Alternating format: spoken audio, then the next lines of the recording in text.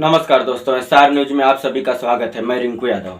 दोस्तों, भारतीय जनता पार्टी संविधान बदलने की कोशिश तो करती है, लेकिन जब उसमें नाकाम हो जाती है तो पिछले दरवाजा से संविधान को ही कमजोर करने की कोशिश करने लगती है।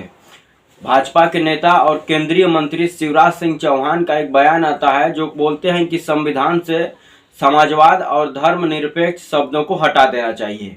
वही योगी सरकार में मंत्री ओम प्रकाश राजभर का बयान आता है कि यादव समाज के लोगों को पूजा पाठ कथा वाचन का जो है कि ये सब नहीं करना चाहिए, उनको गाय भैंस पालना चाहिए और दूध दूहना चाहिए।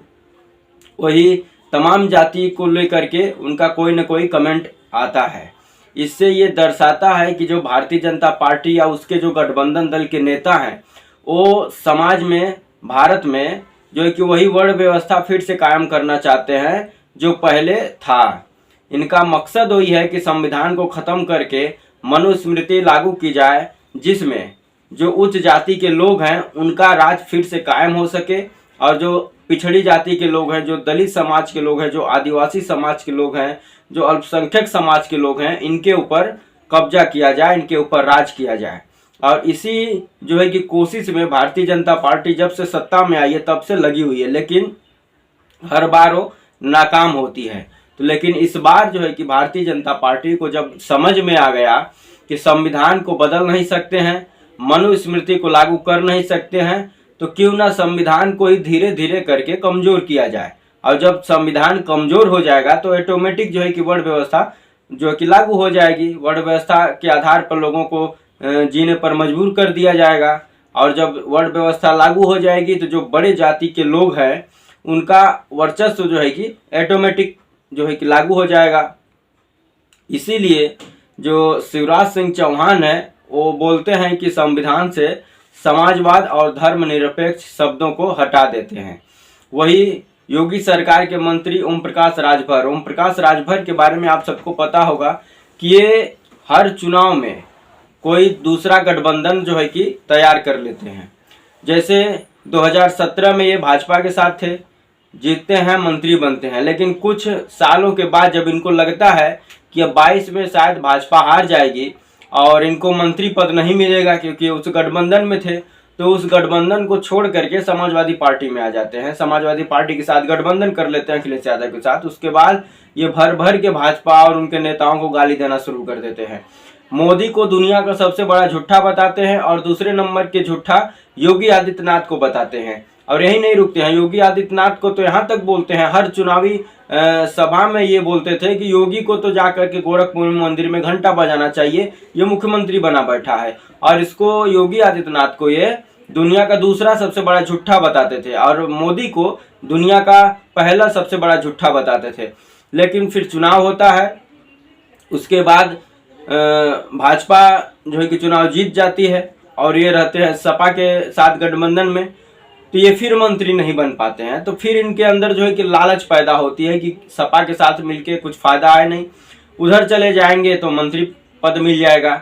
उसके बाद फिर ये सपा का बुराई करना शुरू कर देते हैं धीरे धीरे। उसके बाद समाजवादी पार्टी जब ऐलान कर देती है कि ओम प्रकाश राजभर से हमारा कोई नाता नहीं है, इनके साथ हमारा कोई गठबंधन नहीं है, तब ये सीधे उठते हैं और भाजपा के साथ जाने की कोशिश करना शुरू कर देते हैं। उसके बाद घोसी में उपचुनाव होता है।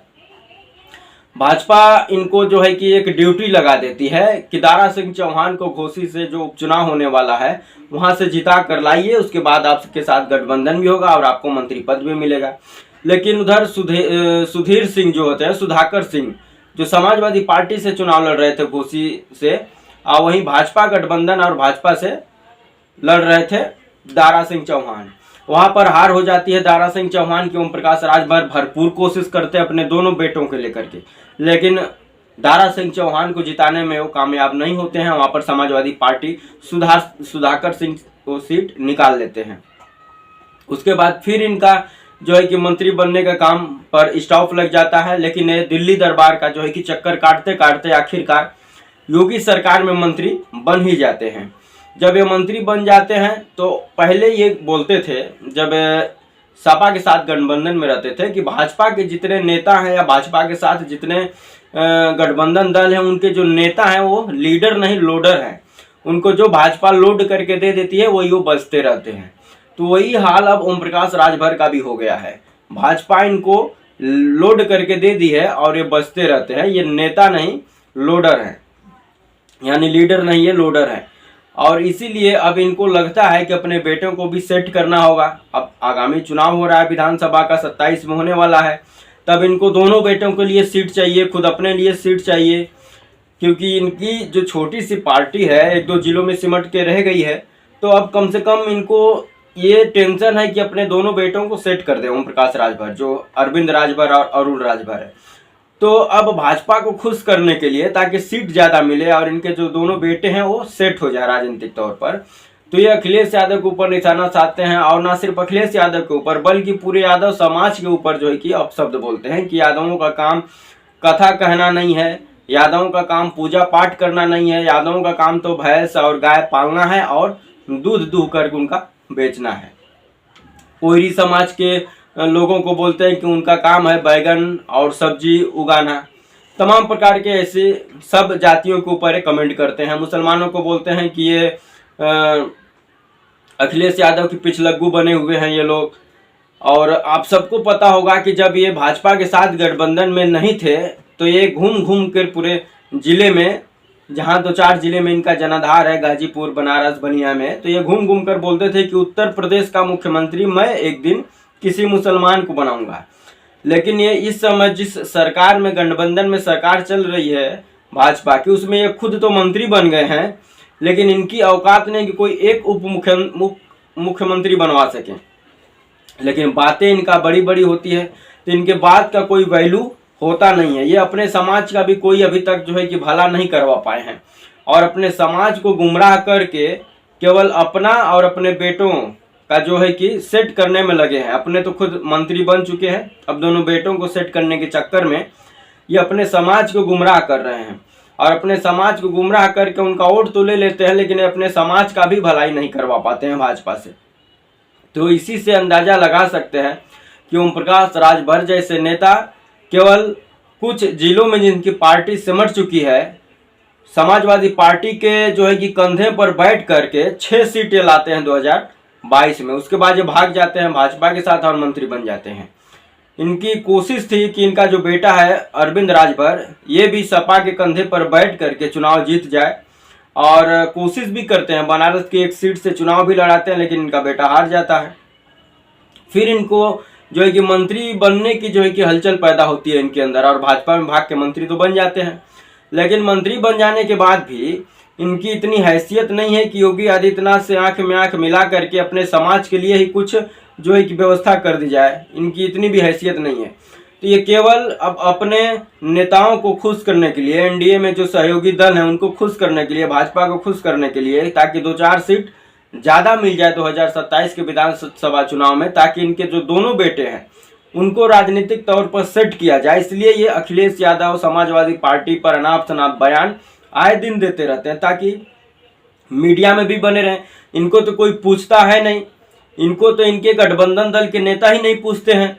योगी सरकार में मंत्री हैं, लेकिन इनको योगी सरकार ही नहीं पूछती है।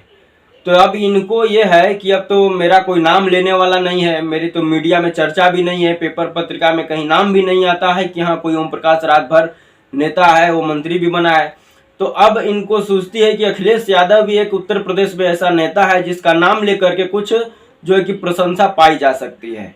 तो अखिलेश यादव पर यह अनाप शनाप बयान देते हैं, ताकि फिर इनकी जो है कि बयान पेपर पत्रिका में छपे, मीडिया में इनका जो है कि बयान हो, ताकि इनका नाम जो है कि लोगों के जहन में फिर से आना शुरू हो जाए कि हाँ कोई उत्तर प्रदेश में ओम प्रकाश राजभर जैसा नेता भी है, मंत्री भी है। तो इसलिए केवल और केवल प्रसिद्धि पाने के लिए ये अखिलेश यादव का नाम लेते हैं।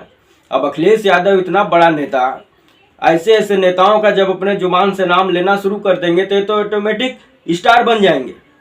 तो इसीलिए अखिलेश यादव इनका नाम लें, इसलिए ये अखिलेश यादव पर निशाना साधते हैं, ताकि जब अखिलेश यादव पर हम निशाना साधेंगे तो अखिलेश यादव मेरा नाम लेंगे, और जब अखिलेश यादव मेरा नाम ले लेंगे तो हम तो ऐसे ही स्टार बन जाएंगे। मीडिया वाले हमारे पास आने लगेंगे, पेपर पत्रिका में हमारा नाम छपने लगेगा, लोग जानने लगेंगे कि हाँ ओम प्रकाश राजभर भी कोई है, योगी सरकार में मंत्री है। कोई नहीं जानता इनको। तो केवल प्रसिद्धि पाने के लिए अखिलेश यादव पर निशाना साधते हैं, यादव समाज पर निशाना साधते हैं। लेकिन अखिलेश यादव इतने बड़े नेता, उनके पास टाइम है ऐसे ऐसे आंडू पांडू नेताओं का नाम लेने के लिए। अखिलेश यादव अभी भी इनका नाम नहीं लेते हैं। इनको शॉर्टकट में कल मीडिया वाले ने पूछा कोई ओम प्रकाश राजभर का नेता है आपके बारे में और आपके समाज के बारे में ऐसे ऐसे बयान दे रहा है। अखिलेश यादव ने सीधे बोल दिया उसका नाम को हमको पता नहीं, ओपी रातभर उसका नाम है, राजभर बोले भी नहीं हो। ओपी रातभर बोल के बात को टाल दिए, लोग हंसने लगे, इनका मजाक बन गया। तो ऐसे ऐसे नेता जब मंत्री बनेंगे तो क्या अपने समाज का कल्याण करेंगे, क्या प्रदेश का कल्याण करेंगे, ये केवल अपने चक्कर में पड़े रहते हैं।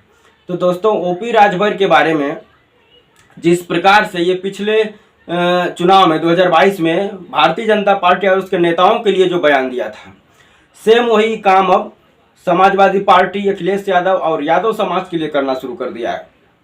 तो ऐसे ऐसे नेताओं को सीरियस आप लोग न लें, क्योंकि ये केवल प्रसिद्धि पाने के लिए ऐसे अनाप शनाप बोलते रहते हैं ताकि इनकी चर्चा हो। ऐसे नेताओं की चर्चा करने की कोई ज़रूरत नहीं है। और ओम प्रकाश राजभर के बारे में एक दो चार शब्द जो है कि कमेंट बॉक्स में ज़रूर लिखें कि आप इसके बारे में क्या सोचते हैं और समझते हैं। तो दोस्तों ऐसे ही और तमाम वीडियो के लिए हमारे चैनल पर बने रहें। चैनल पर अगर नए हैं तो सब्सक्राइब कर दें, वीडियो अच्छा लगे तो लाइक कर दें, शेयर करना ना भूलें। जय हिंद, वंदे मातरम।